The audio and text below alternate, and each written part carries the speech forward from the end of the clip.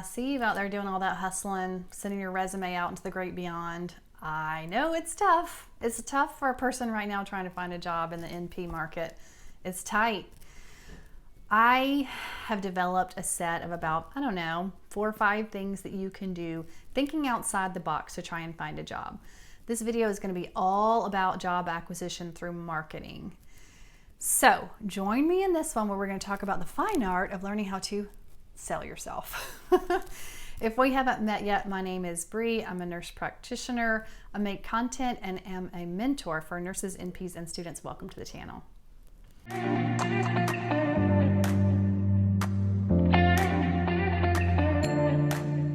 I know it's tough right now. I know. There are not a lot of jobs posted, and when they are, they're filled very quickly. That's because for every one posting, there's like 100 people that apply for it. But it's regional, it's not in all the areas, and it's not in all the specialties. So take heart, there is hope. There are things you can do, and it is not going to be looking on the leaderboards. I'm not going to tell you about a secret job board that you should go to. It's not there, okay? Most jobs are filled through word of mouth and through referencing, not through some posting on a job board. So I'm going to outline some actionable steps you can take to go find yourself your dream job. The thing about it is, it's all supply and demand, right? If there's not a lot of supply available and there's a lot of demand, it's going to be harder to find these things. What we need to do is start thinking like our business colleagues, people in real estate, people who work in any kind of sales. How do they sell something to a person who doesn't necessarily need something? They study and learn how to market. And that's what we need to do. We need to think more like business folks. Right now, wherever you're at, whether you're considering going to school and don't know, or you're in school and don't know, or you graduated and you don't know, stop right where you're at. And if you had to think, if I went to work right now today, what would be the perfect job for me? Really reflect on it. What would make you happy?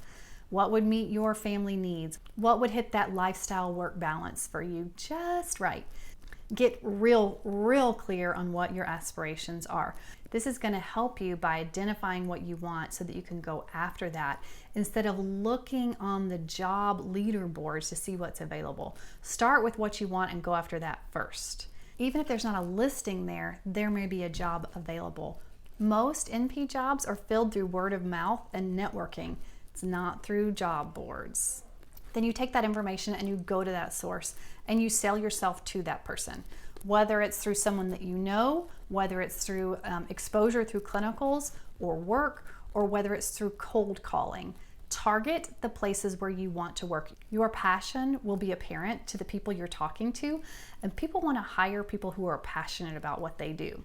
Those are the people who are going to onboard more easily, and their investment in training is going to reap more rewards because they're less likely to have high turnover. Second thing is to sell yourself to everyone you meet. I want you to think about yourself as a product. If you were a salesperson selling Girl Scout cookies and you went door to door knocking on people's doors, what do you need to say to this person who has really no need for cookies? Nobody needs cookies, but we want them. Or someone talks us into buying them. Think of yourself as that type of product and why that person needs you. What benefit can you give to them? What can you provide them? Another strategy I want you to employ is sort of the opposite of this, and that is sell yourself to everyone else. If you don't get your top choice, or if there's nothing available, or those cold calls don't work out, sell yourself to everyone. And your number one source for job leads is going to be in your clinicals. This is going to be a good place for me to put a shameless plug for the previous video I made about how I turned my NP clinicals into 5 job offers. Go back and watch that. It's kind of old, but the information that's contained in it is very valuable. It tells you what you need to do to get people to notice you while you're in clinicals so they will think of you when there's a position open or make one. 2 of the places I worked at, they were going to make positions for me. So you should always be in the frame of mind that when you're doing clinicals, they're actually working job interviews. So sell yourself the right way. I'm not going to go into details about that. That goes beyond the scope of this video, but watch that other one to find out how to do that. You should be selling yourself not only to the people that you're precepting with, but basically to everyone else you have interactions with. Consultants, other groups, particularly if you have a good interaction with them or you offer them some benefit, it's a good opportunity for you to sell yourself and let them know you're going to graduate in a semester or two and here's your information. Another source would be your guest lecturers. So if you're lucky enough to be at a school where there are working professionals who are acting as experts in providing your lectures, talk to them. Just talk to them. Just open the lines of communication before and after the lecture. Let them know how valuable you found their content and how much more you'd like to learn from them. See if you can finagle yourself into a clinical with them. And if not, give them your card, which I'm going to tell you. That's all good and well, Brianna, but how? What do I say to people? How do I market myself? What are the words I use? Okay, here's where you start. If you do any kind of research into how people market things, you're going to find a lot of it comes back down to an elevator pitch. What is an elevator pitch? This is a 1 to 2 minute speech that you would provide someone. Say you were stuck on the elevator with the hiring manager for your dream job. What would you say to them to convince them to give you a shot? That's your elevator pitch. It has 4 parts. Intro, a little bit about what you do, what it is you want from them, aka what service you can provide to them, what benefit you can give them, and a call to action. 4 parts. It's going to be brief, but the more so write it out, plan it out, think about it, practice it over and over and over again. And then when you get that golden opportunity, it's your time to share it with them. It should not come across rehearsed. It should be natural, but the more you practice it, the more you'll just kind of be able to rattle it off. Here's an example. When I was in school, I wanted to be a palliative care nurse practitioner. So if I was stuck on the elevator with the hiring manager for a palliative care team, this is what I would have said. Oh, hi, my name is Brianna Jaskowiak. I'm a nurse practitioner student at Emory. How cool is it that I ran into you in the elevator today? I am in my last semester and I have a strong passion for palliative care and I really want to go into this profession. In fact, I've tailor-made all of my clinicals to reflect that so that I have a strong foundation starting out in this role. Oh, I would relish the opportunity to interview with your group, and I don't know if you have anything open right now or looking to grow your group, but I'd like to give you my card, which has my contact information on it. And if you're interested, I'd love to send you my resume. How nice to meet you. That's what I would say. It took me, I don't know, weeks of practicing this over and over and over again to hone that in. But the more you do it, the more comfortable you'll get with it. I want you to make a card. This is segueing over into my third outside the box strategy.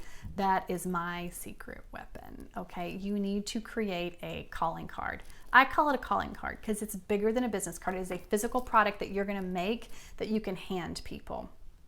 Because they may not remember what you say, they may not remember your words, they may not remember your face, but if you give them something to hold, you may stick it on their desk, and when a position opens up, that's still there. Now, you don't have to use this website. This is just what I use. It's called canva.com. I'm going to walk you through how I made mine. I have one I made a little while back ago, so let me go back to my designs.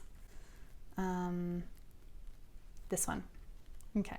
If I was looking for a job right now, this is what I would make. This would be my calling card. So this is bigger than a business card. This is going to be like postcard size. That allows you more space to put an image there, which I highly recommend you put your picture there, a little tagline, some kind of hook that's going to get them. This is just what I created.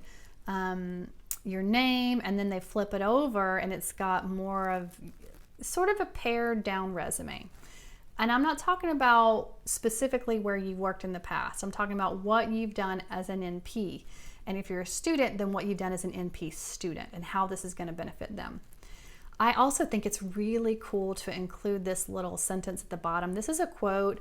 Ask your preceptor or your teacher, someone who knows you very well and can recommend you, the person that you would put on your resume as your recommendation. Ask them to write you a sentence or two specifically about how you'll do as an NP and put that on there. I think that this actually goes further than anything else as far as making you look legit. Then you're going to put your contact info over there and you have that to hand to them. So people who are uncomfortable talking, you could also bypass your elevator speech and just say, hey, I am looking for an NP position. I would love to work for your group. Can I give you my card? So you could do that. I don't recommend it. I recommend that you have your speech ready so you can show a little bit of your personality to them, but have this in the instance that you don't have time to talk to them. The fourth step is making sure your resume is top notch. Now, it's not number one. It's not number one for a reason. But say all of the other pieces of you are perfect, but your resume is terrible. Yeah, they're not going to pick you. But honestly, they're probably not even going to call you in for an interview.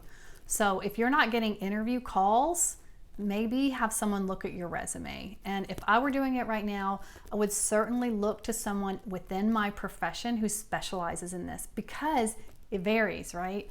A professional looking resume for an engineer is going to look very different than a professional resume for a doctor, which is also very different than it is for an NP. I've seen doctor and NP side by side, very, very different resumes.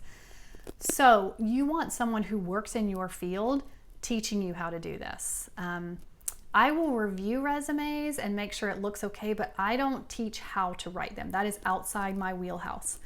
I do have a good friend, her name is Amanda at the Resume RX, who does offer these services though, and she's been doing this for years. So definitely go check her out if you are interested. It's the Resume RX.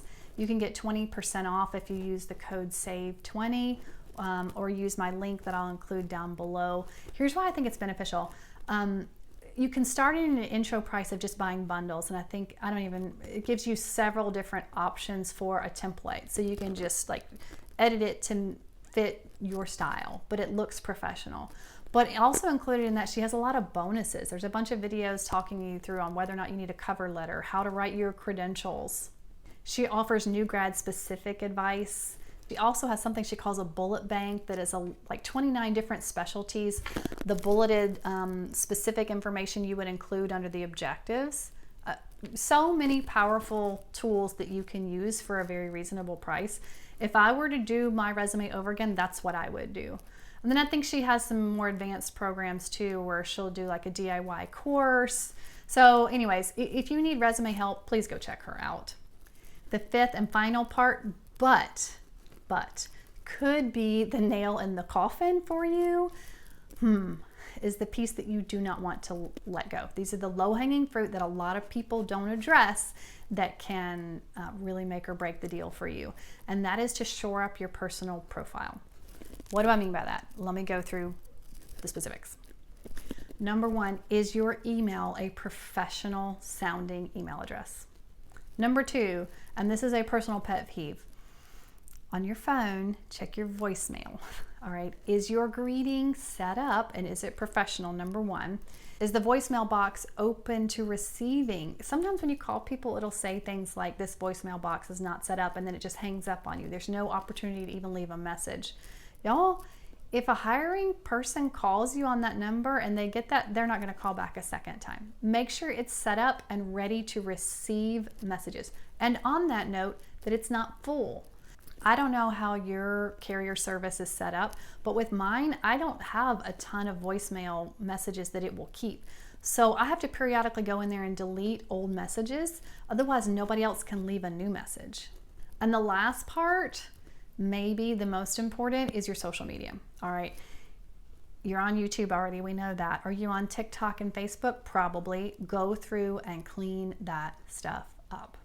Make sure that there's nothing overly sexualized or politically polarizing. Or if you want to keep that stuff, that your privacy settings are very high.